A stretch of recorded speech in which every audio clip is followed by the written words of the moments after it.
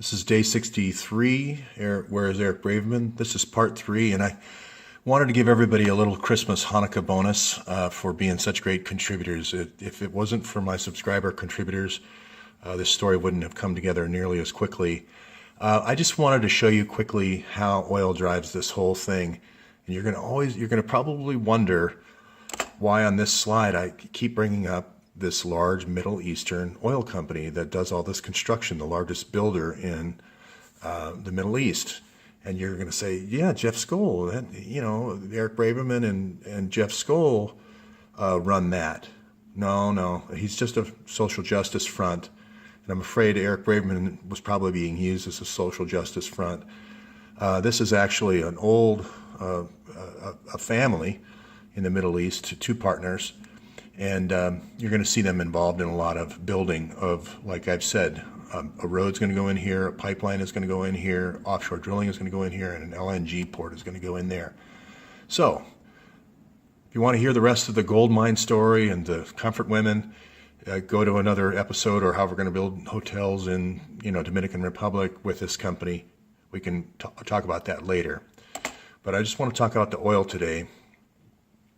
You probably remember me bringing this guy Rahman in to the discussion, and I've left him up here in the window, and there's a good reason for that, because he runs this human rights organization that's been putting out all this stuff saying, how horrible Assad has been and how he's killing his own people and he's bombing his own people, and that flies in the face of reporters who are actually there.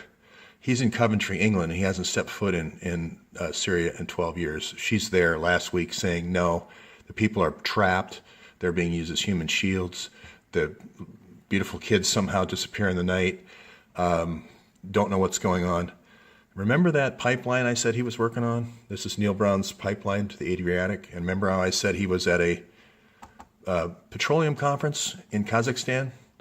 So it's interesting that a person who has an interest in putting in a pipeline through Turkey and you're going to also find out that he was involved in the potential coup of overthrowing Bashar Assad 12 years ago, and that's why he left the country and hasn't gone back. But let's do a little drill down. So you can read all these. Let's find out a little bit more about Consolidated. Well, they're great at building pipelines, and matter of fact, they partner a lot with this company here called Petrofact.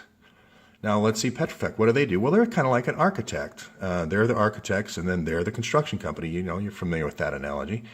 Here they just won a deal, and they won lots of deals. $4 billion deal, a couple of last year, doing the architecture and for the Kuwait Oil Company. And they've done projects all over the Middle East.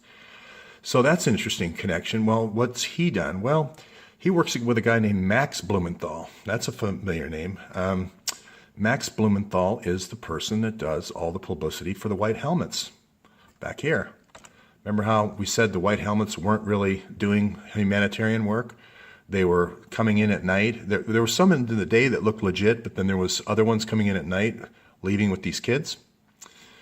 The white helmets are, being brought on as, these great saviors. Well, Max Blumenthal turns out to be Sid Blumenthal's son.